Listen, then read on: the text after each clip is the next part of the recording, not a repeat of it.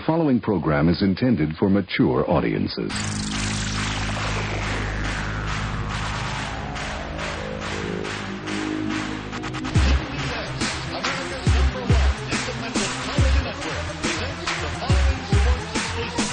You're listening to Basically a Sports Show. Follow us on Twitter at Basically Sports. Subscribe to our podcast on iTunes. And check out every episode of the show at basicallysports.tumblr.com. Now here's your hosts, Zach, Greg, Mike. And you're listening to Basically a Sports Show. The absolute worst! I'm not a math major.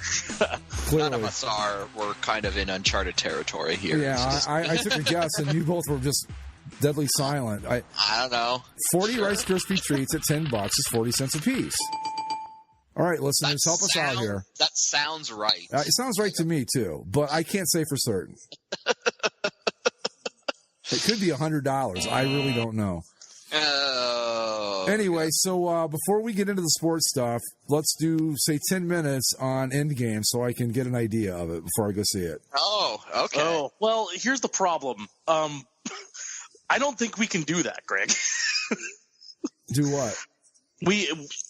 I think it's impossible to talk about this movie without telling you what happens in it. There is one way. Well, just tell me if it's good or not. We don't have to get into the details. Oh, it's good.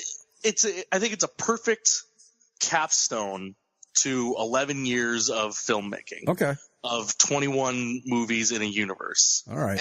And it has weird flaws that people are going to nitpick and whatever, but from an emotionally resonant standpoint, it is the closure of 11 years of these movies, and it's beautiful I'll say my only real flaw with it, and I think I can say this and it's not spoiling anything major, is that, like, Captain Marvel didn't do jack or shit in this movie, which... Yeah. Considering the way they built her up as, like, the Thanos killer, it's like... Yeah.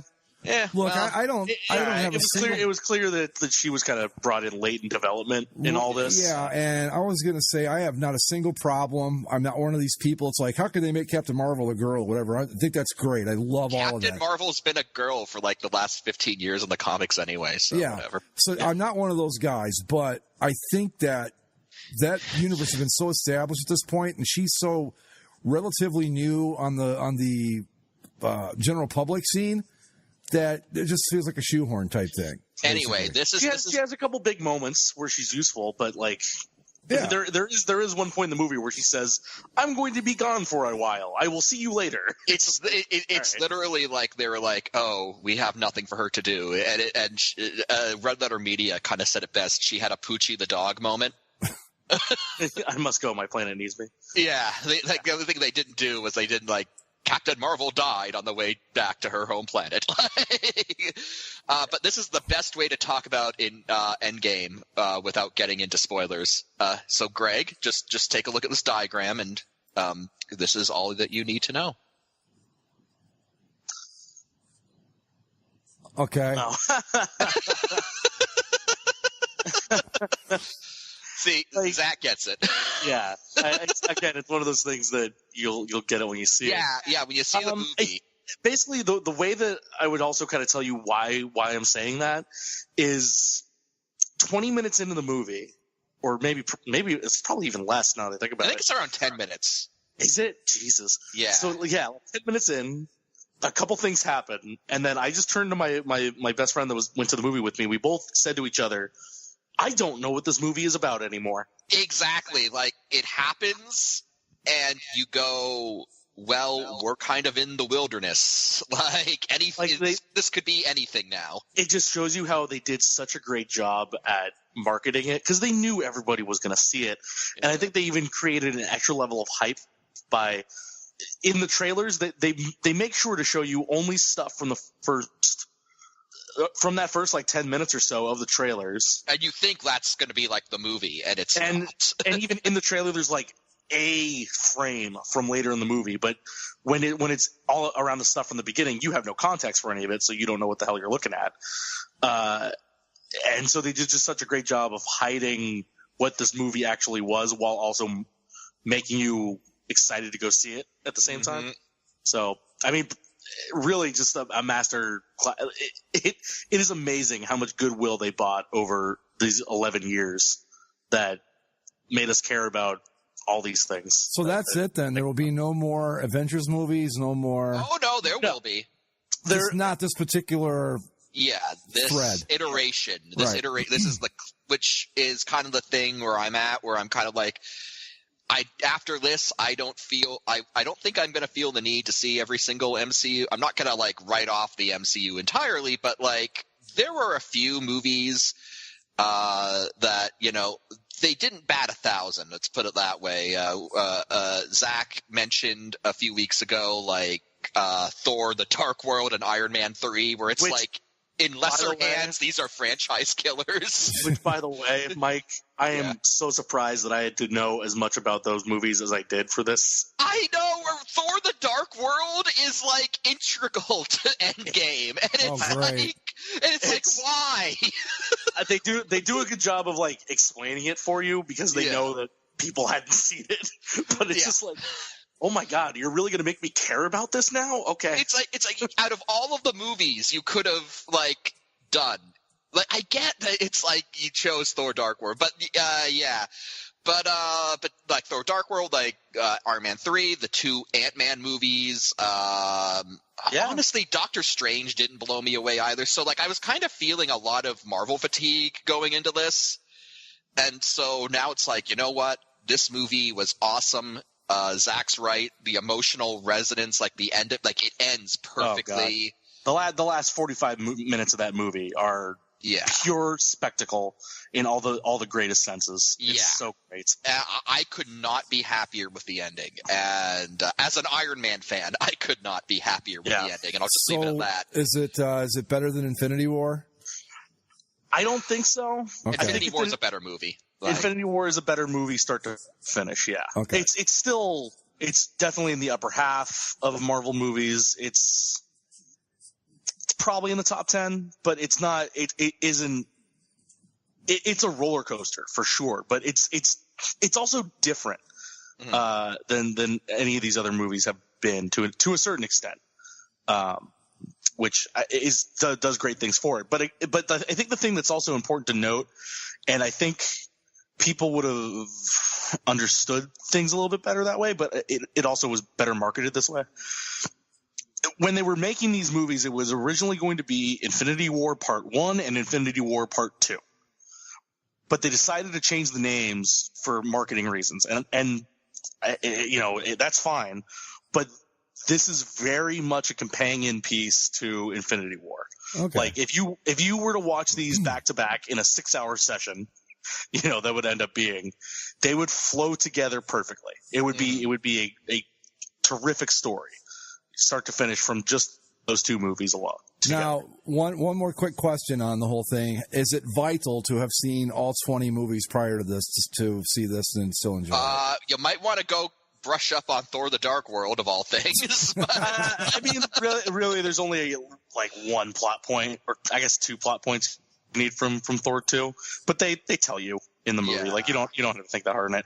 I think it's just, if you've seen all of them, there are so many moments that it will just call. There's so many great callbacks, but it's not fan service, you know. It's all in service of the story.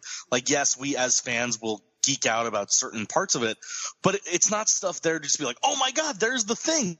It's here's the thing and why it's important. Here's the thing and how we're going to use it. It's all very good that way. And but and I think, like Mike said too, with this kind of being the end, the way that I'll describe that, and just to, you know, help you out, to save you a few minutes, there's no post-credit scene in this movie. There is a post-credit sound, which is more just kind of an artful kind of bookend, you know, on the whole story of the 20 movies.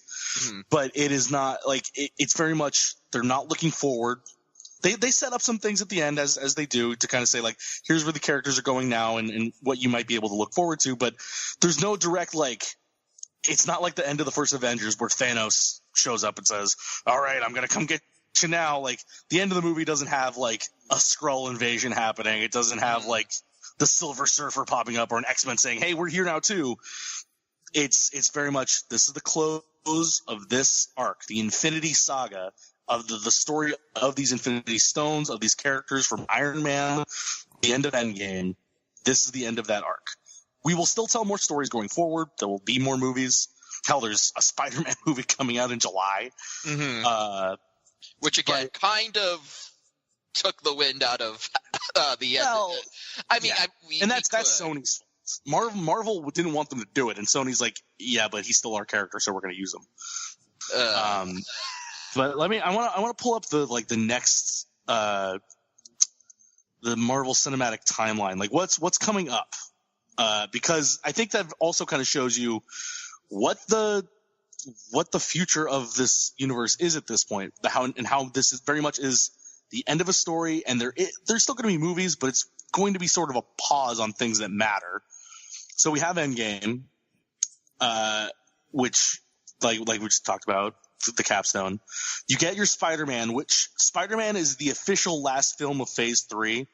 It's not Endgame. Spider-Man Far From Home is the final movie of Phase 3. So it'll be there's a lot of bigger universe questions that it could actually answer, which I think would be nice, but probably won't. And then we don't have another movie until July of next year. Morbius, which is something I had never heard of. Morbius? Yeah, Jared Leto is Morbius, who is doesn't want to tell me what Morbius is in this little description. Morbius, the living vampire.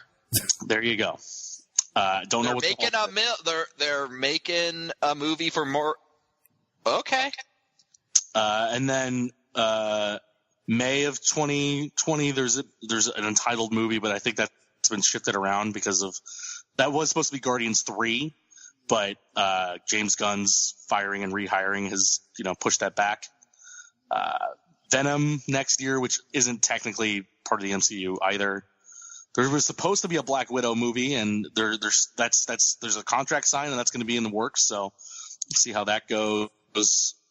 Black Panther 2 is not until 2021, so it's kind of just they're gonna go to some interesting stuff, but also kind of slow down the whole thing.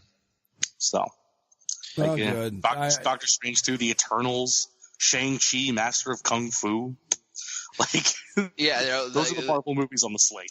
Which is going to be interesting to see how, and this is where it gets hard to talk about this without spoilers, but it's going to be interesting to see how things move forward, because they're not shutting it down, considering the fact that Endgame is probably going to break Avatar's record for highest grossing movie of all time. It grossed $1.2 billion worldwide over the first 3 days. That didn't even count Sunday. Yeah, I don't know. I didn't see where it ended up today, but I have a feeling that it's not going to be. So they're not going to just shut it all down, but they're obviously going to move it in a new direction. It's going to be curious to see how a lot of that stuff works. I wonder how much they had to make to break even. Because you got to think, you've got all these actors, and there's big names in this. Well, it cost $356 million to make. Okay. And apparently the rule is you double a film's production budget to account for marketing. Marketing and post-production and So they needed to make $712 oh my God. billion to break even, but they've already made $1.223 billion, so they're already in the black. Yeah, it's just such a staggering amount of money for one movie. It just is. And think so. Avengers over the weekend made $357 million in the United States. Captain Marvel, which has been out since last month? Mm-hmm. Been out for a month. In the total run that Captain Marvel's been in theaters, made $413 million. Avengers made $357 in a weekend. Yeah, that's the Avengers is that's your flagship thing of the franchise, though. Really, that's the one. Well, here's another one to put in perspective: Star Wars: The Force Awakens on its opening weekend, $247 million. Endgame made $110 million more than Star Wars Force Awakens did. See, I think that the Marvel movies have taken a lot of the steam out of Star Wars. I really do. They just, I don't know what it is, but I'm way more excited to see Endgame than I am to see the what's it? The next one called the Last Skywalker. Rise of Skywalker. Rise of Skywalker. Yeah, that's a combination of just the sheer volume of all these movies and how well they've done with them, you would how think fun they are, with and then 21 Marvel what the last couple movies, Star Wars movies were. You know, but with 21 Marvel movies, you would think there would be way more fatigue than there would be from what's it been now? 5 Star Wars movies, 6? Yeah, since they came but back, like it's been 4. Yeah, Only 4? Well, Rogue One. yeah, you've had 7, 8, Rogue One, Solo. That's it. Oh, jeez. But I don't know. I think like the whole controversy around The Last Jedi kind of took the wind out of a lot of people's sails. Well, I don't know. It's just like I said. Just to me, it's more interesting, like the Avengers stuff and all that. Like, I'm trying to like Guardians of the Galaxy, both 1 and 2. I think I liked better than any of the new Star Wars movies. Because they're fun. Yeah, I think that's the thing is that they make all these fun, and I think Star Wars, especially with the last one or the last episodic movie, took itself way too seriously. Like I really wish they would have kept Lord and Miller on for Solo, and I really wish they would have kept Solo like in that December window instead of May. Yeah, and I think people would have a different opinion of what Star Wars is right now. But with Marvel, they kicked off this whole thing by doing something we had never really seen. Like, yeah, the first few movies are a little kind of like Iron Man kind of set the new tone for the genre of superhero movie. And then those first 4 or 5 movies built up to, we'd never seen a team up like this before. Yeah. When you take 5 different movies and combine it into one property, like that had never been done. And when they did it to such great heights and spectacle and just fun and excitement, people were bought in from after Avengers 1, because as we said, after Avengers 1, you have Thor 2 and Iron Man 3, and those should have killed it in its tracks. Because of how good the first Avengers was and those movies before it, we were bought in and we were ready to do whatever they wanted us to do, and it only got better from there, which is I just want to say it's absolutely amazing because like Iron Man has been my favorite superhero since I was a kid. And so growing up, you kind of always had, at least I always kind of had to reconcile the fact that like Iron Man was not what you'd say an A-tier hero. He's like, he was nowhere near the level of Batman or Superman over at DC. And in Marvel, the top guys were like Captain America and Spider-Man and, you know, the X-Men with like Wolverine.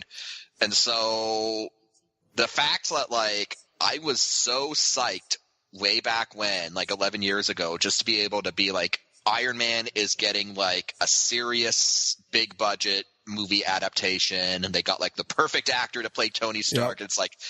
And it was like, all I want is like one good Iron Man movie. And I got one good Iron Man movie. And like the idea that one movie that I was so excited for, like just wanting one good Iron Man movie spawned all of this is kind of like, I was insane. I was so excited to see like a serious Iron Man movie, and with Robert Downey Jr.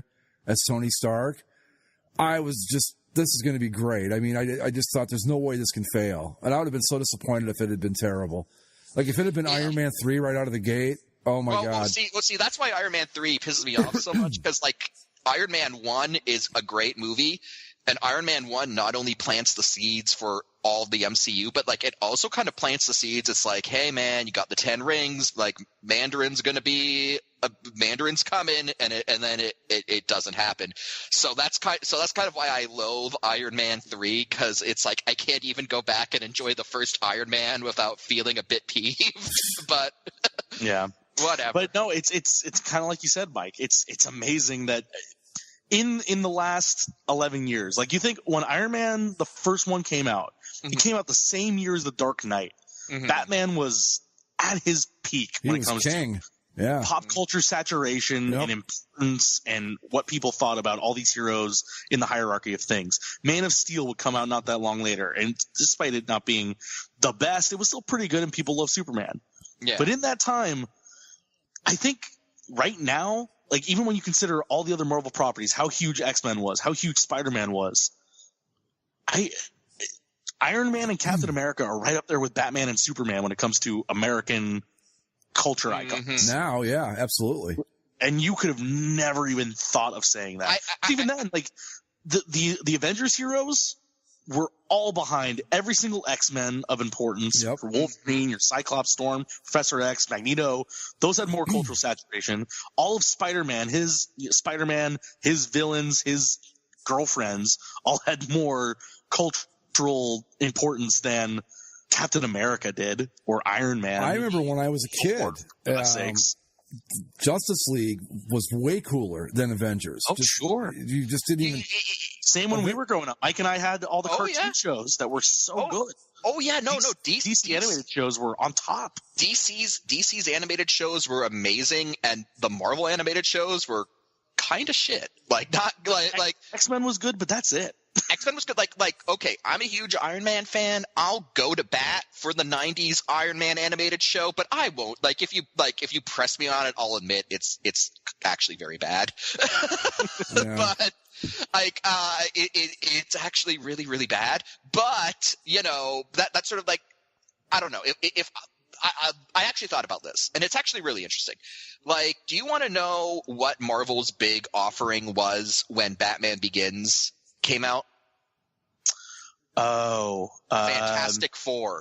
Right. Yeah. That Fantastic Four movie. I love like the more important in the Marvel They hierarchy prior to 2008. Yep. It goes X-Men, it goes Spider-Man, it goes Fantastic Four, and then everybody else is there, but nobody cares. Yeah, and Fantastic Four was one of my favorites when I was a kid, and I just can't believe that they can't get it together to put out one good Fantastic Four movie. But I have a feeling they will now. Like, give it 5 years or so for them to get. Oh boy, they've got a lot of. They're going to have to really work hard. They're all under the Disney umbrella now. Yeah, right? Disney bought Fox, so like now, like I have the X-Men, they have Fantastic Four. They will fix it.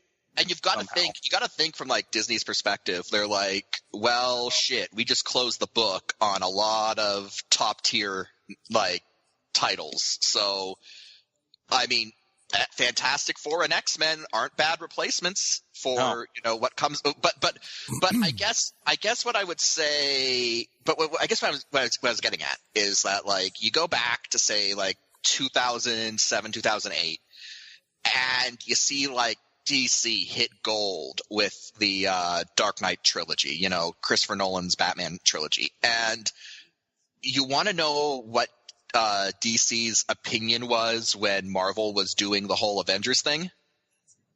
Their opinion was it's not going to work. It's going to be a disaster. And ever since, all DC's been doing is trying to catch up. Playing catch up and failing pretty hard. Boy. But my point is that like this all could have been DC's if you look back in it. Like, because I still maintain I'm a Marvel fan first and foremost, but like I still maintain that the Nolan Batman trilogy is one of the best like superhero film series. Like as far as like trilogies go, like Batman Begins, Dark Knight Rises. Like they're three. It's a great 3-film trilogy.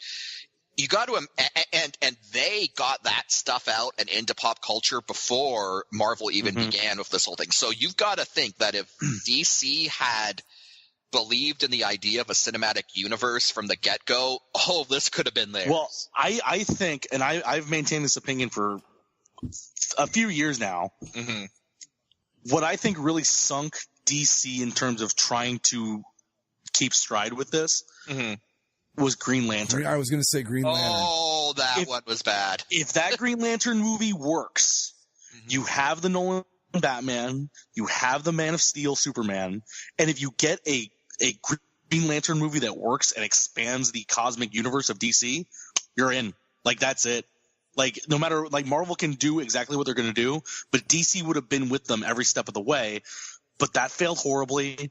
The Batman vs Superman catch-up project was a disaster upon arrival, and Justice League was no better served for it. I think the big problem was, obviously Green Lantern failing was a huge blow, but I think the Batman vs Superman movie didn't have to be the disaster it was. It was the disaster it was because they put all of their eggs in the Zack Snyder basket. Yeah. And, like, look, you look at what he's been saying, you look at like what his view of what superhero movies are, like in retrospect, it's clear that he was not the guy to like helm the project. All I know is that Green Lantern was so bad that, say, 15 minutes into it, I thought there is no way, nothing can happen at this point to save this movie. It's that awful. Yep. It was that bad. It's Ryan Reynolds being Ryan Reynolds in a bad CGI suit fighting a giant intergalactic fart cloud. Right. It was not good. God, it was awful. And because Green Lantern was another one of my favorites. I was always into the, I don't know if they're like secondary characters, but the guys that like, not Superman or Batman so much as I dug like Green Lantern on the DC side, Flash, Marvel. I was, Iron Man, Iron Man was one of my favorites in the Marvel universe. And the Green Lantern movie was like, I was excited about that as I was Iron Man. And I saw it. And like I said, 15 minutes in, I thought, there's no saving this. This is going to be a complete, utter piece of garbage. And there's nothing you can do about it. It's just ruined from the get-go. It's just a shame. I don't know. The Marvel just ran past DC and never looked back. It was ridiculous. But I agree. Yeah. Green Lantern was where they lost it. Now that being said, I will say I think there's some hope for DC because Shazam was really good. Shazam was fun. Aquaman was ridiculous, but in a good way. Yeah. Wonder Woman is a good. Wonder Woman. Yeah, but you know what? Wonder Woman was good. Yeah. For a DC movie. You put that in, if that's part of the Marvel thing, oh my God, I think it would be terrible. By comparison. I think it's just so funny though that where Marvel got, like, as we said, the Avengers were kind of their B team when it came to important people, maybe even the C team. And they've made them into the biggest movie franchise of all time. Yeah, I mean, think about it. Whereas DC, on the other hand, they've got Aquaman, Wonder Woman, and Shazam as their tent poles right now. For some but reason, Batman and Superman can't get out of the friggin' garage. Yeah, DC can't make a Batman or Superman movie, but they can do Shazam. Like they. Yeah, I mean, they've got some other solid characters. Flash, Green Lantern. I can't think of more off the top of my head, but it's just Hawkman, right? Yeah. Not one of my favorites. But yeah, it's just Marvel. I don't know. I forgot what I was going to say. It was something about the whole thing, but I know. You were talking about how the Avengers now, how big they are. We live in a world now. I mean, a character like Thor back in the comic book days was like 15th on the depth chart. He was like a nobody basically. I had never read a Thor comic, so I read a couple. I didn't like the premise. I didn't like. It just didn't. I didn't like him as a superhero. I just thought, I'm like, Marvel has the rights to the Norse mythology? Well, I thought it was literally going to be a story about, like, the Norse mythic god, not a comic book character. I had no idea. Well, I mean, technically speaking, all that crap's public domain, so you can make a... Technically speaking, there's nothing stopping DC from making a comic book about the Norse god Thor. I've only watched... I think I've only seen maybe the first Thor movie and like half of Ragnarok. Ragnarok's good. Does he? Yeah, I liked what I saw, but does he ever do his his secret identity thing in any of these? No, he's always just Thor? No, they've completely completely jettisoned that. Because if you remember, he had I don't remember his name, but he was like a. He had like he had a Tony Stark or whatever. Peter Parker, Barry Allen. They reference it in the first Thor movie as like a joke. Yeah. Okay. When he gets checked into the hospital, he uses his secret identity name from the comic books, but that's it. But yeah, I mean, he was like a character. That's what I mean. It's just funny to me to see like Thor, not Iron Man so much, because I always thought Iron Man was really cool, but like Thor, I don't remember people being into Thor. Spider-Man was the biggest thing in Marvel when I was a kid. He was just like huge over everything else. Yeah, Spider-Man will always be big. He's Donald Blake. The most relatable. Yes. Donald Blake, that's Thor's secret identity. Fantastic Four, X-Men, and I don't know, the X-Men movies, the first, I always found them, they were The X-Men movies got bad. They've been getting good recently, though, I thought, so. Yeah, well, Apocalypse was garbage, but yeah. You know what? I'm going to go to bat. I like Apocalypse. I like Apocalypse. I don't know why everyone hates it. I like it. I think it's not great. The poor Oscar Isaac in that Apocalypse suit is bad. The writing's not great. I don't know. There's nothing I enjoy about that. We've got Dark Phoenix coming up, though, so. But they've already said pretty much that this is the last of this X-Men. They're gonna just, give it a few years and flush it all out and do it. Well, I mean, this is the last again. one, and then, Disney takes over, so. Right. They got to go back with X-Men. They've got to, first off, I mean, I get it. There's a lot of X-Men out there, but you really got to kind of trim the fat a little bit and maybe limit it to, say, 5 X-Men instead of trying to throw everybody in like they were doing in the movies. Yeah. Because when I was a kid, it was like Cyclops, Jean Grey, Wolverine, the Beast, Wolverine. Yeah. And it was like the core group. I mean, there was, and now there's like 38 or something like that have been in the movies. See, okay, here's the problem that I have with X-Men in the Marvel Cinematic Universe. Or not just the Marvel Cinematic Universe. This holds for the comics as well.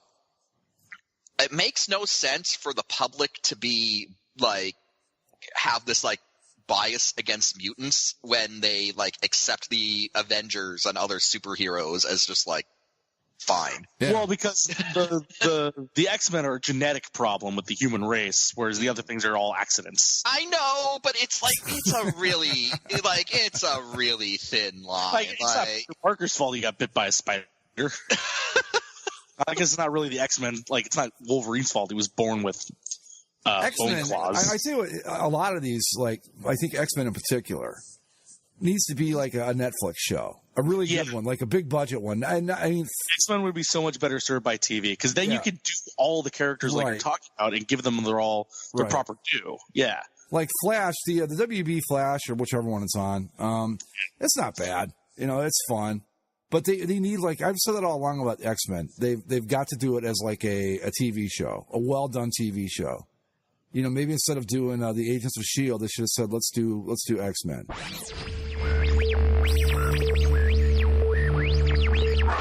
I want to talk a little bit about the NFL draft, just basically about the 3 kind of strange things that happened. Can we talk about Gruden going full Gruden? That was one of the things I wanted to talk about. Yeah, no, please. I due to my participation in Endgame, I was so out of the draft. I don't know what happened. Yeah, no, I walked out of the movie I walked out of the movie to be like, oh, it looks like I missed things. You texted Mike and you said, looks like Gruden went full Gruden. And I was watching something else. I forgot it was even on. I looked it up and they drafted the kid out of Clemson. I can't remember his name. Defensive lineman. With the 4th pick. And pretty much everybody agrees they could have gotten him at 20, probably. I don't know. The Raiders just... Well, you know why the Raiders picked him? No. John Gruden said he reminded him of Warren Sapp. Okay. That's the reason. That's the reasoning. All right. Because I bet you college football is littered with guys that look like Warren Sapp. They're kind of heavy and, Look. All right, look. we can bash the Raiders and John Gruden all we want. And they probably will be, and deservedly so. They deserve it, but... John Gruden stubbornly insisting it's still the mid-2000s makes me feel young inside. All right, I'm at that point of my life where I'm starting to feel old. But then I look at what John Gruden's doing, and I'm like, you know what? This reminds me of 2004. Hey. I'm happy with it. This makes me feel warm and nostalgic. That puts me. I'm back in my early 40s if we go back to then, so I'm cool with that. I just don't. There's so many things about this Raiders thing that I just don't get. The guy really, to be completely honest, he wasn't that great of a coach the first time around. Yeah, he won a Super Bowl. Okay, whatever. But with somebody else's team. With somebody else's team, and with a full knowledge of what the other team that he was playing was going to do. I think that if you give us that kind of advantage, we could probably do it too. Other than that, he was a coach of, what was he, 9 and 7 most of the time? I mean, he wasn't great. And then they bring him back, and this is the part, I heard this on Jim Rome, and I thought I didn't even think of it like this. It's like, we went out and got a guy to rush the quarterback because we needed someone to rush the quarterback. You had a guy that was probably the best in the league at rushing the quarterback in Khalil Mack, and you traded him. You didn't pay him. Yeah. Yep. I don't get it. I just don't understand it. He's an idiot is the only thing I can figure. And I don't know what they were thinking. I mean, I guess the Clemson guy's a pretty good player, but he's not like number 4 overall pick in the draft good. Even he said he was surprised. Reminded him of Warren Sapp. So what is he a grinder? Does he get down in the trenches? Let me look it up. You know it's funny because they asked the player. I can't think. Is it like Farrell something or other? Anyway, they asked him and he said, "I'd be lying if I said I wasn't surprised being drafted so high." Even he thought he was drafted higher than he should have been. That's what I'm trying to tell you. And when the player himself goes, "Yeah, I don't know if I would have drafted me at number 4," you got to go, "What are you doing?" To the Raiders. I don't know, but that one. The other one that kind of threw me was the Giants drafting a quarterback I've never heard of. It baffled everybody else I saw. Because didn't they trade up to get him too? I don't know, but they had what's his name? I thought they made some sort of trade that didn't work out. But yeah, the Ohio State kid Haskins was there, which I don't understand. I watched him play. I don't get. There's something everybody else is seeing in him that I'm not. I don't know what it is. I mean, he's prototypical. I mean, he's big, strong arm, and all that, but he's pretty good. Good college quarterback. I mean, I'm not knocking him, but Daniel Jones. Daniel Jones, right? Daniel Jones sounds like a made-up name. Wasn't it is one of the Dakotas, like North Dakota? Duke. Oh, Duke. Jesus. Yeah. The NFL being known for its Duke quarterbacks having success in the NFL. Right. Yeah. What's going on, Giants? Is everything okay? Everything that I've heard about this new GM over there, Gettleman, I think is his name. Yeah, that's him. The reviews have not been stellar, and I think this kind of tells you why. Well, yeah. Here's the thing that I don't get. Okay, what was it? The 4th pick, 6th pick? Yeah. Number 6 pick. Okay, Josh Rosen, I mean, clearly when the Cardinals took Kyler Murray at number 1, that meant we all knew Rosen was on his way out. Mm-hmm. The Giants could have gotten Rosen, and they didn't. They could have taken Haskins, who everybody ranked higher than this Jones guy. And he's a guy from the area. You would have played well to the fans. Right. By the way, just as an aside, I'm on the NFL's website with their draft order. And, they've got the little logos by each team. The New York Jets' new logo, when shrunken down, looks awful. It just looks like splotches. Just. Let's see. Here's the here's the site I'm on. Okay. Well, there we go. I think I'm on the same spot, Mike. Yeah, I am. So, yeah, that one was kind of baffling. And I don't know. What do you guys think about Kyler Murray at number 1? I still don't get it. Like, I mean, I get it from the fact of it's Kingsbury saw something in him and runs his offense and whatever. But I think if you're a new coach coming into a situation with a quarterback that was drafted as high as Rosen was, it seems a bit early to give up on that. I thought so too. I think you owe it to your fans and your franchise to try with him.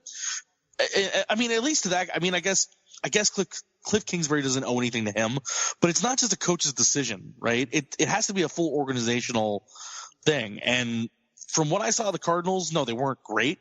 But it certainly wasn't Josh Rosen's fault that they were as bad as they were. Well, he ended up in Miami, which I think is a great spot for him. I mean, they desperately need a quarterback. He gets to learn from Fitzmagic. Oh, well, there's that too. But I do think it's a good spot for him. I think he might be what sets him apart. What makes a difference and maybe takes him from being your typical 8-8, 9-7 stuff team to maybe 10-11 wins, maybe, if he plays well. Because it seems like they always have just a little bit of talent. But they haven't had a quarterback since Dan Marino, really. I mean, let's be honest about it. Yeah, we went over the list a few weeks ago. Yeah. It's not Browns bad, but it's still bad. It's still bad. And I guess I just don't understand the Giants, but they said this guy could sit behind Eli Manning for 3 years. If you keep trotting Eli Manning out there the way he's playing right now. Eli Manning's going to be on one leg in 3 years. Yeah, he'll either be dead or you won't have a fan left. But either way, it's not going to work out.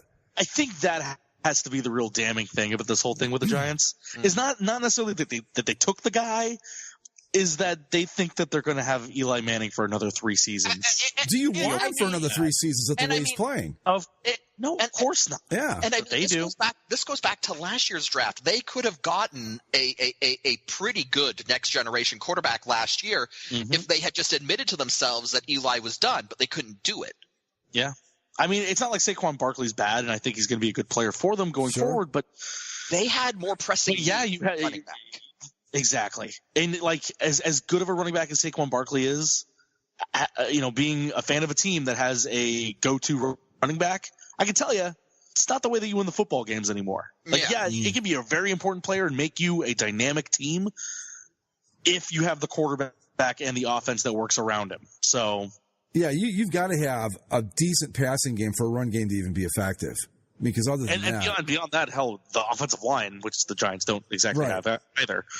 So yeah, a couple of baffling moves in the draft. I mean, I don't think the Raiders surprised me because I don't know if it was the dumbest pick they could have made, but it has to be John Gruden's chasing 2003, and I say Godspeed. you chased 2003, sir. But the rest of it, I didn't pay a lot of attention to it, but the rest of it looks pretty by the book, I guess. I don't know. Yeah, I mean, that's kind of what I meant, too. Like, last year I went I think the draft was on Avengers Night last year, too. And I went to that, and I still remember all these storylines coming out of it and things to pay attention to. But this one, besides the Kyler Murray thing and the Giants being dumb and that Raiders move, I can't think of anything else that jumps out. Joey Bosa's brother goes number 2. Gets a congratulatory tweet from Donald Trump for it. Hey, I don't know the connection there, but okay. Yeah. Maybe Trump's a Buckeyes fan. I think the only other thing I heard when it came to draft stuff was the location and what it did to your non-NFL watchers. Because it happened, they did the draft again outside in Nashville on Broadway, like the main street there. Right. Because it goes out in front of where the Predators play too. It's big downtown area. It's also a very well known spot for as a destination for bachelorette parties. And there were a few bachelorette parties that didn't realize that the draft was going on this weekend. Oh, and so when they showed up to the downtown area of Nashville and saw that the entire street was packed wall to wall with bodies watching people get selected to play for their football teams, they weren't pleased. Yeah, well, that's why you do the research. Right. Maybe you want to look in to see what's going on in the town before you decide to plan something there. Make sure you're not competing with anything. Boy, you're right, Mike. That Jets logo does look terrible when you shrink it down, doesn't it? Yeah. Yeah. But yeah, so that's basically it on the draft. I mean, I guess other than those 3 things, I don't know. Kyler Murray, I mean, he played 1 season. Isn't he only like 5'8", too? He's like pretty small, and I don't know. We'll see. He's shorter than Drew Brees. I think he's also shorter than Russell Wilson. See, but here's what I think is, and I think we saw this with Ben Roethlisberger. Okay, we got a good quarterback out of the MAC, so now we're going to go, okay, we got Roethlisberger. Well, he came from the MAC, so Chad Pennington must be pretty good. Well, then Pennington's pretty good, or Byron Leftwich. And I think what we're seeing here is we're chasing the next Baker Mayfield or the next Pat Mahomes. Russell Wilson. Yeah. And I think Russell Wilson, too, in terms of the height and mobility. And I'm not so sure that always works, but we'll see what happens. So, yeah, I think no matter what happens, the most stable quarterback to pick is your typical pocket passer still. I think those are really the guys that you should be wasting number 1 picks on, not these guys. Because, again, they might be good for a little bit, but I question the durability, especially if they don't have – I don't know what else to call it, but the luck factor of a Russell Wilson. Yeah. Russell Wilson is extremely mobile, but he's also inches away from disaster every time he does that stuff. Right. So and if you don't have somebody that can handle the whole game, then you're going to be in a tough spot. Yeah, I mean, we'll see. I mean, if he turns out to be another Pat Mahomes, good for the Cardinals. It'll be a lot of fun to watch. But I don't know that, the Cliff Kingsbury, who was a quarterback at Texas Tech, doesn't seem like that long ago. Now head coach in the NFL, bringing a gimmicky offense. You just got to wonder. And the gimmicky offenses, they work for a little while in the NFL, but defenses always catch up. So we'll see how it goes. I'm really curious to see what goes on with this guy the Giants drafted, who I had never heard of. Was he even considered a prospect, or is this just like one of those really weird off the board? I really never heard of him. Okay. So I couldn't tell you. And then, of course, the Raiders doing the Raiders thing. So not a whole lot to talk about with the draft, I guess. But, which is fine. Yeah. NFL doesn't have to be on top of our minds all the time. Speaking of the playoffs, I want to point this out because every year we get there's always some idiot out there that argues about hockey's ratings. They're up. I know that. They're way up on cable especially. So they're doing fine. The first round had like the highest rated in a long, long time. I don't remember the exact wording of it. Somebody pointed it out, and it comes out every year, the trying to strictly compare the NBA to the NHL and how one's better than the other or this, that, or whatever. That's not an argument that I think anybody really wants to get into anymore. It's personal preference, and you can deal with it. I guess you could call it personal preference, or, hockey's just better. Right, which is your personal opinion and mine and Mike's. It's a fact, actually, but okay. I know. I agree with you. Mike agrees with you. We all agree with you. But in the NHL, the seeds that moved on to the next round were what was it? 2, 5, 6, and 8, and then 2, 5, 7, and 8 in both conferences. Where in the NBA it was 1, 2, 3, 4, 1, 2, 3, 4. Of course, yeah. Now the NBA series, I think all but 2 of them ended in 5 games or less. Yes, which again doesn't really speak well to the competitiveness, but I don't know. It's the nature of the 2 sports too. Like hockey can have randomness, hot goalie, a bad bounce, a 5-minute major in Game 7 where you score 4 goals at once. Did we talk about that last week? I don't think we got a chance to, did we? No, because it happened after we talked. Right. Oh man. Well, just real quick on the ratings thing, the NHL's ratings are way up, and the NBA's are down 4% from this time last season. So just take that however you want. But even if I was an NBA fan, I don't think I'd watch the first round. But that's just me. I don't know if there's even a point to watch until the conference finals. Honestly, I mean, is there? I don't know, but yeah, let's talk a little bit about that 5-minute major in the Sharks Vegas game. So to set the scene, if somehow you didn't see it or you're one of our overseas listeners, again, welcome to the United Kingdom. And also welcome to NHL hockey, Las Vegas Knights fans. also true. Golden Knights, Vegas Golden Knights, they were up 3-1 in their best of 7 series against the San Jose Sharks.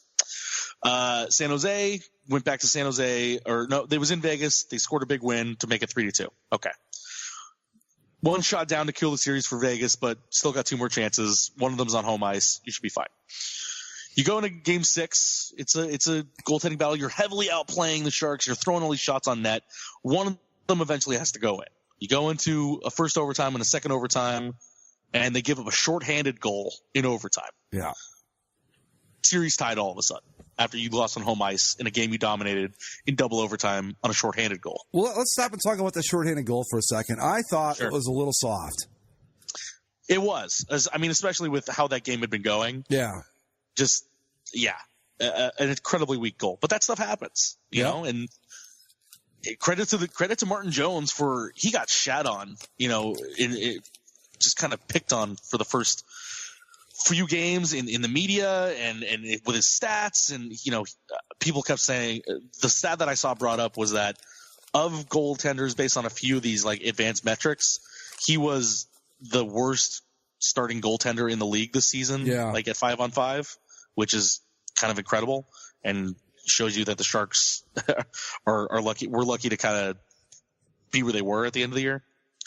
And he kept them in it long enough for that to happen. And so then you go to Game 7, and we all anticipated the Sharks doing the Sharks thing, where they do make this epic comeback, but they lose at home in big fashion on home ice in Game 7. And they almost did. They almost did. Vegas was up 3-0 in the third period. I think it was 11 or so minutes left. Yeah. Coming off a face-off, Cody Eakin goes up against a face-off with Joe Pavelski. They knock the puck away. He cross-checks him high, kind of on the chest. Pavelski's losing his balance. Paul Stastny's coming in he's skating to go cover his point, but he runs into Pavelski. Pavelski loses his footing, lands high on his shoulder, head slams off the ice. Blood comes pouring out of his helmet. And despite the referees not calling it immediately on the ice, not raising their hands, not blowing the whistle until Pavelski was already on the ice for a few seconds, they gather together. They determine that they're going to give a high sticking penalty to Cody Eakin, and a game misconduct and a 5-minute major for high sticking. Now, the penalty itself, God, I don't know. Well, really quick, for people that may not know, a 5-minute major means you can score as many goals as you can score in 5 minutes. It doesn't go back to even strength until the 5 minutes are up. So right. just to make that clear. I on the penalty itself, I don't know what to do with it. It's clearly a reaction to seeing Pavelski on the ice and bleeding from the helmet. And this is a guy that already broke his jaw in the first game of the series. So they're going to handle him carefully. It's late in a 3-0 game. I think they don't want the Sharks to all of a sudden say, okay, our season's over. Let's go kill Cody Eakin for knocking our captain out. So it might have been for safety, the game misconduct part. It's a tough one to take, especially when the result is what it is. The Sharks go on. They score 4 times on that 5-minute major to take the lead. It's only the second time that's ever happened, as far as people could tell, in NHL history. Playoff or otherwise? Yeah. Yeah, because I remember I posted on the boards. I'm like, does anybody else remember ever seeing 4 goals? I think the most I've ever seen on a 5-minute major was 2. Yeah. I know I'd never seen anything close to 4, and then I think Kramerica said it's only happened once before. Yeah. So if you were watching, you saw history in the making. That was amazing. And the funny thing about it is they did those 4 goals in 3 minutes and 11 seconds of that 5-minute major. Right. So really, they still had 1 minute and 50 left to play with.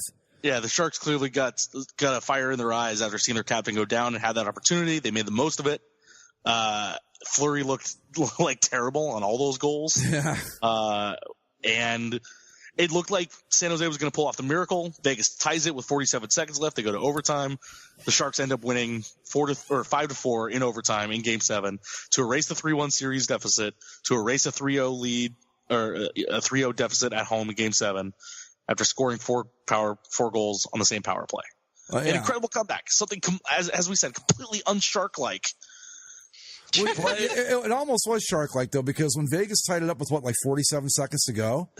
You thought for sure they were going to win it in overtime at that point, because you were like, only the San Jose Sharks could go out and just devastate a team on a 5-minute major like they did to take the lead and then end up losing the game. And I really thought that was what was going to happen.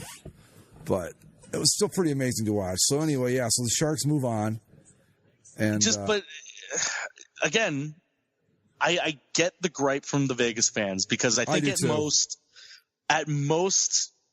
you had to. The referees were always going to call something on that. It's just the way that it goes. Well, that was my next question.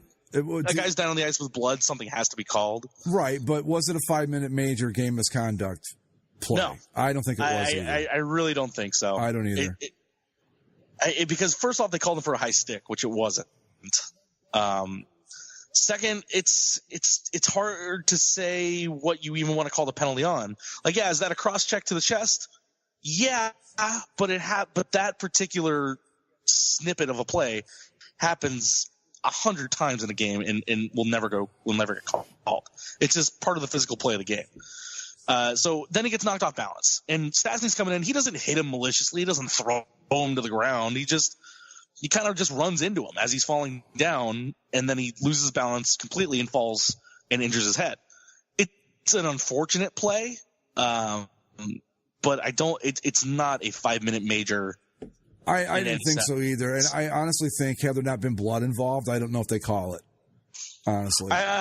Yeah, I mean, if Pavelski hadn't stayed down, like if Pavelski got right back up and wasn't injured, then it goes on.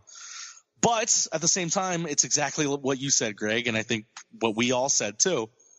Welcome to the NHL, Las Vegas. Yep. Indeed. This is what happens.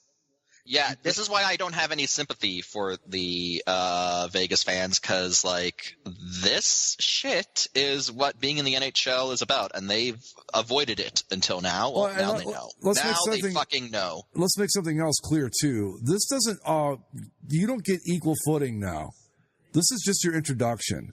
You've got a long way to go yet. A lot of this still has to happen, and then you can finally say, okay, now we're fully integrated as fans. But that was just a taste of what happens in the NHL. So welcome.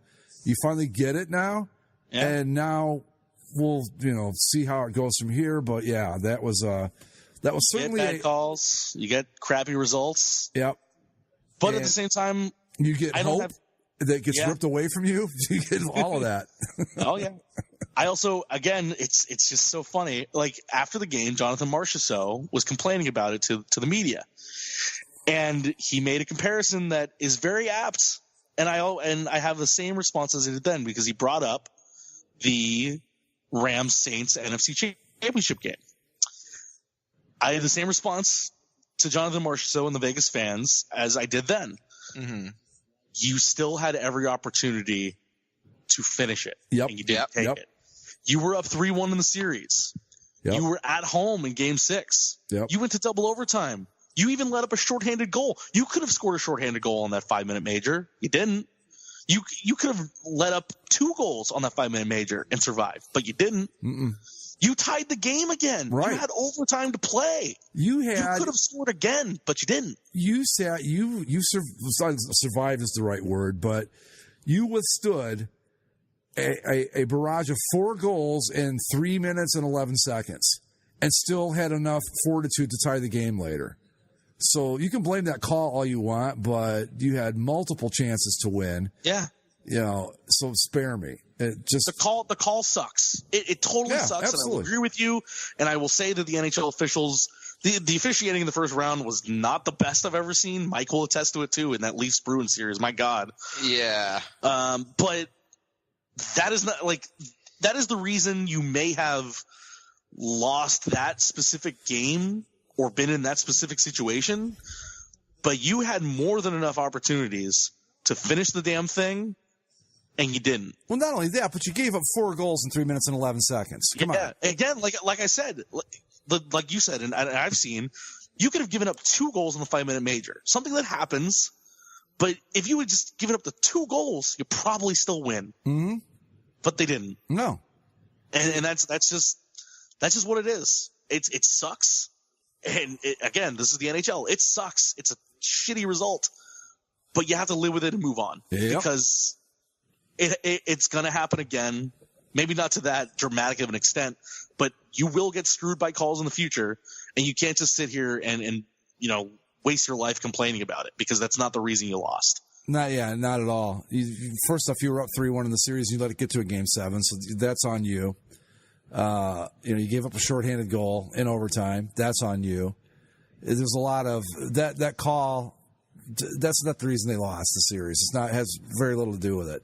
Your goalie couldn't stop 5 shots in 3 minutes. Come on. There's way more to it than just that call. So shut up, Vegas, and welcome to the NHL. Nice to have you on board. Yeah. Yeah.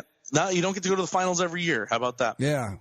Maybe next year they'll learn that you don't get to go to the playoffs every year too, but that's wishful thinking. No, next year they'll probably make it, but be out. Well, this was the first round, wasn't it? Mm-hmm. Yeah. Okay, never mind then. They've already done that. Maybe they get swept next year. I don't know.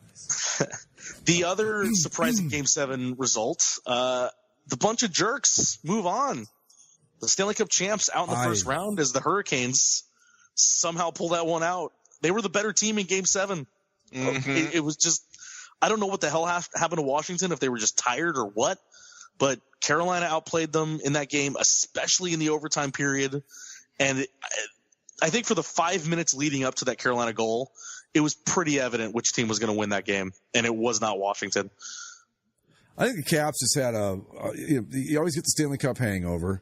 You got to remember, too, that the Canes did not play a second season of hockey last year. The Caps, this is their second time. Well, actually, probably way more than that. But yeah. And I just don't know that as much as you want to get that second ring and repeat and all that, I just don't know if the enough passion is there to grind it out, especially when a team is playing you like the Canes played.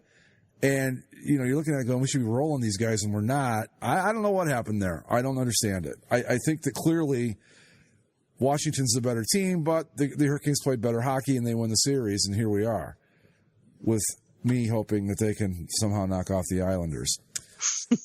But yeah, we'll see.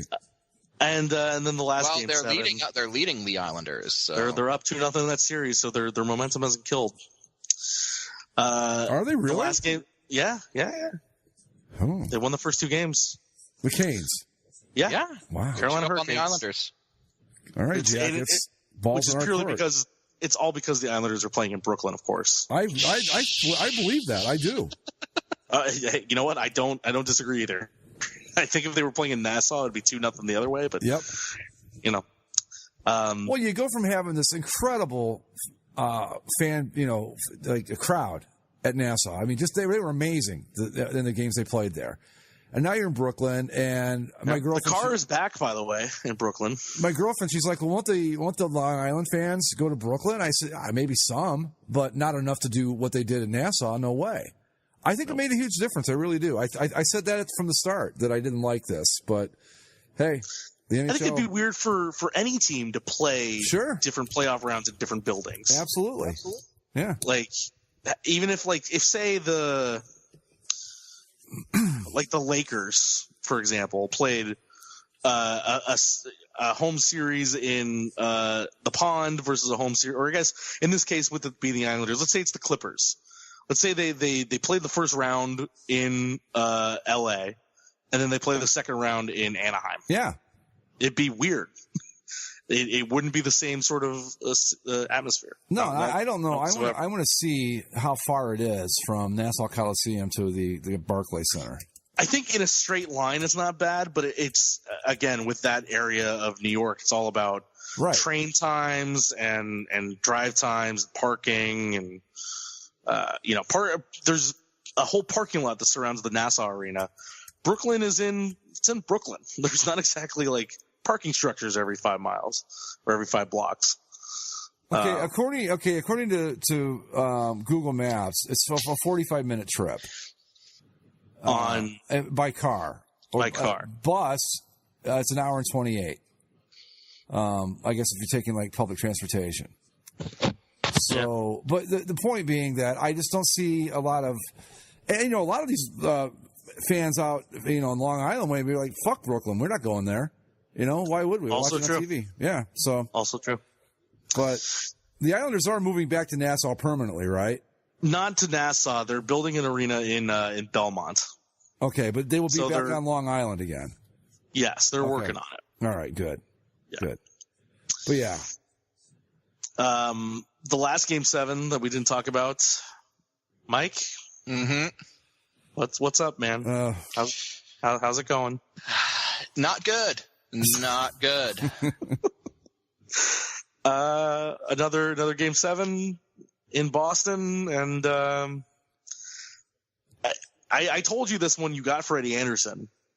You wanted to know what I thought of him, and I think everything that I said then is still true now. That he gives up softies from deep.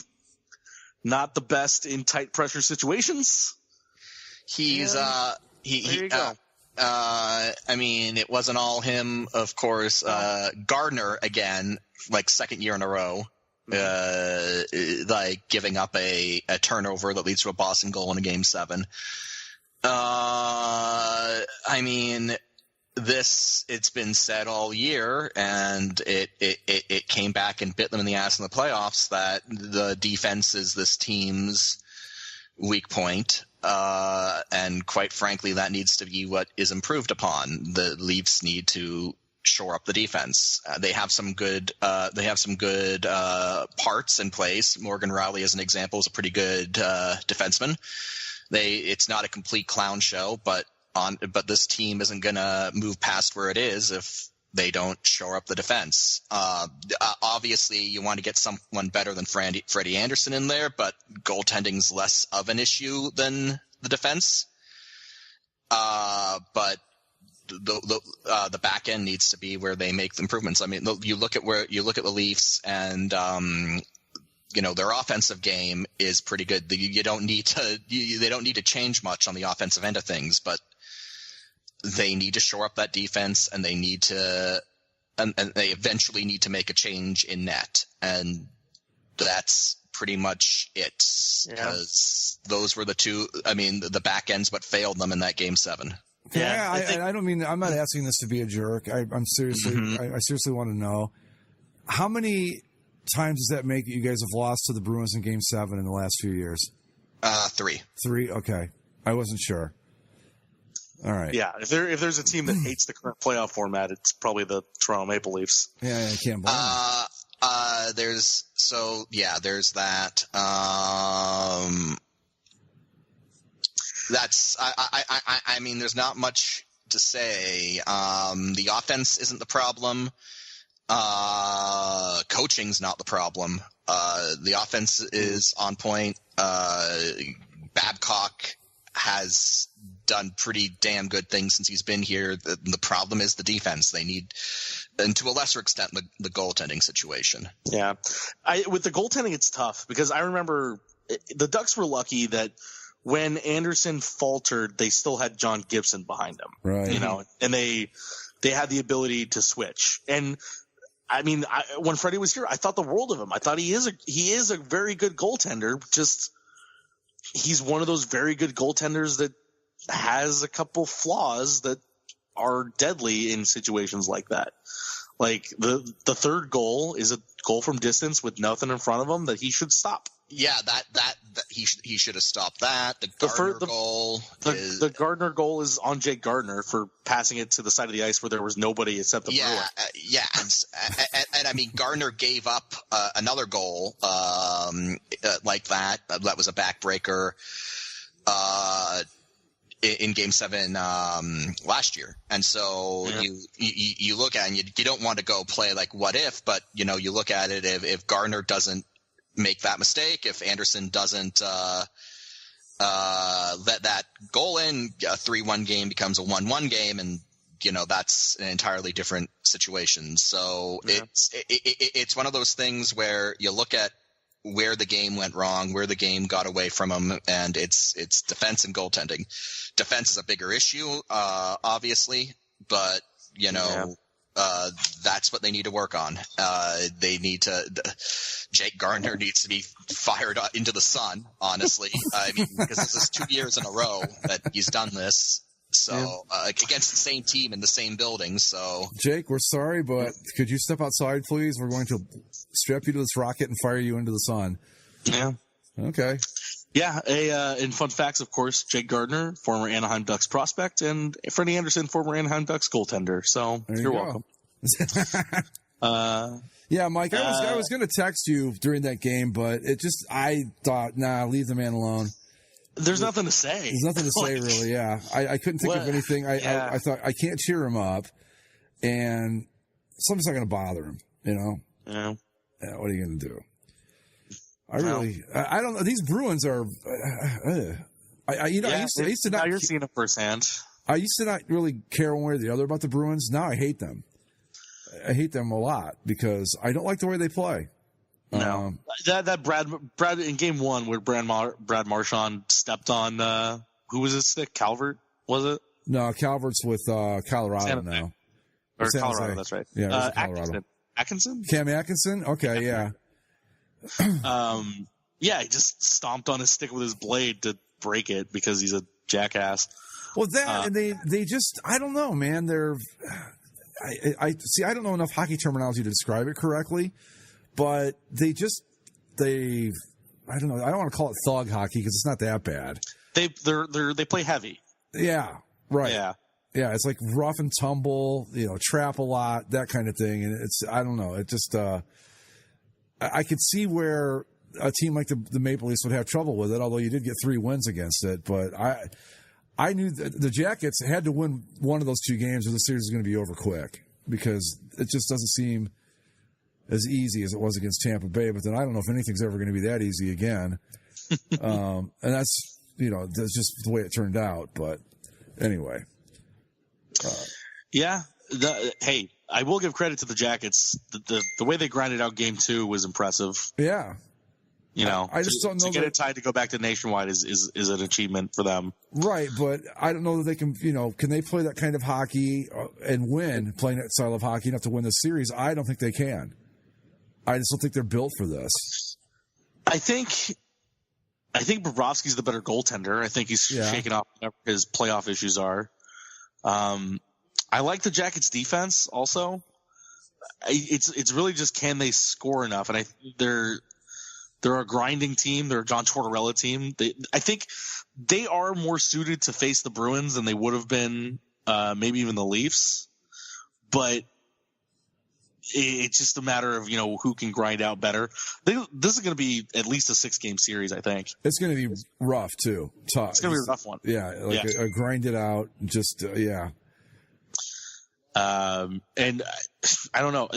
All these series are so upside down now. Like the first round was upside down enough, but now it's like the Jackets are definitely in this series and they can win. You have the Hurricanes up 2-0 on the Islanders that look like world beaters in the first round. Right. Over in the West, Colorado did the damn thing, and now they're tied up with San Jose going back to Denver, and Stars Blues is tied up for what that's worth. Just incredibly entertaining series across the board. Every series is tight. Every series can go one way or the other. I mean, I'm not gonna lie. Part of me is laughing at the idea that the Preds didn't get to move on, so fuck them. Well, the Ultimate Predator was right. It ended in 6. Yeah. Yeah. So Ultimate Predator did get that. But, is there a first round playoff participant banner in the making? Oh yeah. I guarantee it'll be right up there next to Western Conference Central Division regular season champion. Not a single number 1 seed left. That's wild. Not a single 1 seed. It's the first time since the expansion era began that all 4 division winners are out after the first round. Never happened before. The only time I can think of this sort of season happening. There was one year in the West, I think it was it the year the Oilers won the Cup not won the Cup, but went to the Cup final that all the lower seeds won in the West. I mean, it's crazy. And had the Sharks not made that comeback, every single lower seed would have won in the West again this time. Yeah. So the Sharks were the only ones that were able to pull it out. And then in the East, the only team that pulled it out was really the Bruins with home ice. And the Islanders were right up there too. I can't believe the Canes. Because I've been paying much attention to that series. Because first off, I thought the Islanders would just walk away with it. No, the Carolina Hurricanes.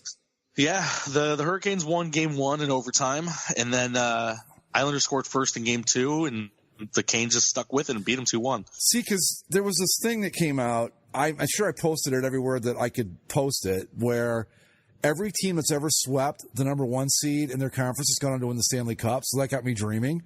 And I'm going, well, wait a minute here. This could actually happen. But then I started looking at it and I'm like going, there's no way. Because if we somehow get past Boston, there's no way we're getting past the Islanders. Like, that's just not going to happen. But now, if, all of a sudden, and look, I'm not predicting anything. I'm just happy to be here. It's house money at this point. But realistically, and maybe the Canes are very good. I don't know. But if the Jackets can somehow beat the Bruins, they've got a legitimate shot at taking it all the way to the finals, don't they? If the Canes knock off the Islanders, I mean, yeah. I mean, God help us if we live in a world where there's a Columbus, Carolina Eastern Conference final. But yeah, it's just as possible as anything else at this point. Like, it's just so funny to think that if the Bruins somehow go down, that the West will actually have like the more established team make the final. And really, of the ones that are left in the West, I mean, they're the more established, but they're kind of like the second tier. Of the West. The Sharks have never won. The Avs last won in 2001. The Blues have never won. And the Stars won it in 99. Yeah, right, yeah. So, I mean, no, that's what I'm saying. It's you look at it because at first I'm like, that happened. First off, it's a small sample size. I think it happened 3 times before, and all 3 teams ended up winning the cup. And I thought, well, all right, that's fun. Yeah. But then, of course, the fan in you starts dreaming. You go, well, what would it take to do this? And I thought maybe they can get past Boston. I'm still not sure. I wouldn't bet money on it. But if they got past Boston, then they meet that Islanders team that looks so good in the first round. You go, well, that's it. The party's over. But now all of a sudden you get the Carolina freaking Hurricanes up 2-0, which, it's a 7-game series. Anything can happen. But I'm looking at them going, wow. And then I look at West. I'm like, yeah, we can beat all those guys. I think. Maybe. I don't know. I don't know. This is uncharted water for me. I haven't been here in a long, long time. Yeah, I saw. I think it was McCarthy posted a stat on Twitter that the Columbus Blue Jackets in their first however many years of existence had 5 total playoff wins, and now they've done that in 1 season. Yeah, a series and a half. Yeah, and have 5 already. Good. Really, as long as Boston doesn't win, I think I'll be pretty good. And I don't want San Jose to win, just from a California hockey team pride standpoint. But if they did, it wouldn't be the worst thing, I guess. I'm not. Trust me, it's the second least thing that I want after Boston. But if Boston loses, we'll get some relatively new blood. A team that doesn't get a whole lot of spotlight of those left will get something. Which will be nice. If Boston somehow loses, then you've got Columbus, Carolina won in 2006. Yeah. Okay, but other than that, really, they're a stuff team. Simple as that. And you've got the Islanders, who I think probably, when you look at the whole field, probably have the most cups after the. I think they have more. Do they have more cups than the Bruins? No, the Bruins have like 6. 5 or 6. The Islanders have 4, right? Just the 4 they won in the 80s. Yeah. But they're like the team. They're like the biggest name left, really. And, from a national standpoint. I'm after the Bruins. I'm not going to lie. I'm kind of liking the Islanders down 2-0, and they can go fuck themselves. Okay.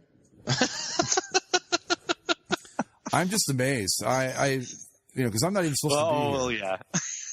I was like, what is Mike talking about? And then I thought, oh, yeah, no, I get it.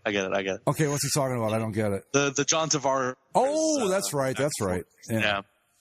Yeah, it's just so funny. Like, going into the playoffs, we had all these scenarios plotted out of, if the Capitals and Islanders both win, you'll get the Barry Trotz Bowl, and then they could go play John Tavares in the conference final and get all these juicy storylines.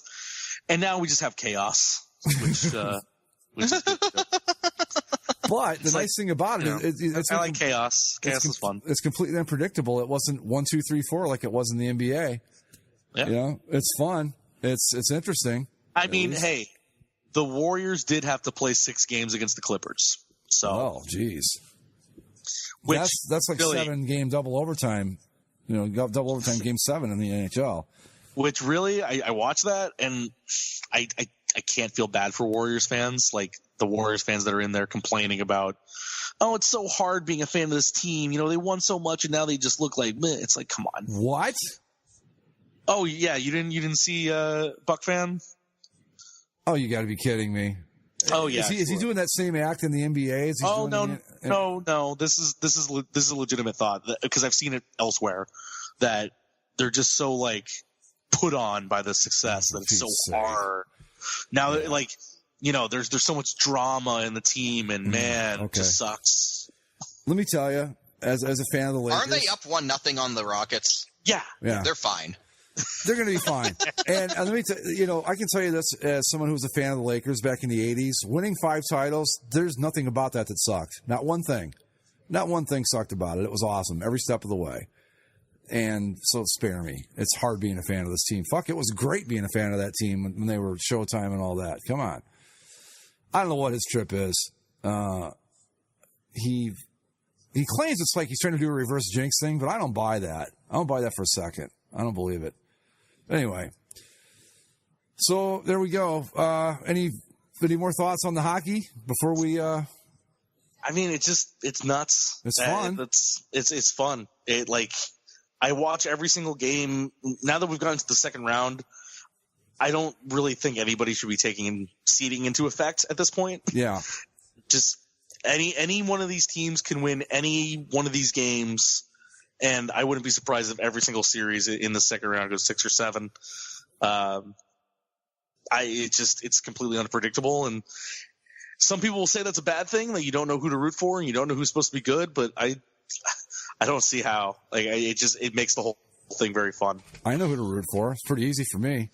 Yeah, well, not Boston is the general response to pretty much every sport. But I think that's pretty clear here too. All righty, folks. On that note, we're going to call it a night. As always, you can follow us on Twitter at Basically Sports. Subscribe via iTunes, Stitcher, Spreaker, YouTube, and a new place I found us that I had no idea we were even on. It's called Podbean. We are also available there. So with that, thanks for listening, and we'll talk to you again next week. Later. Later.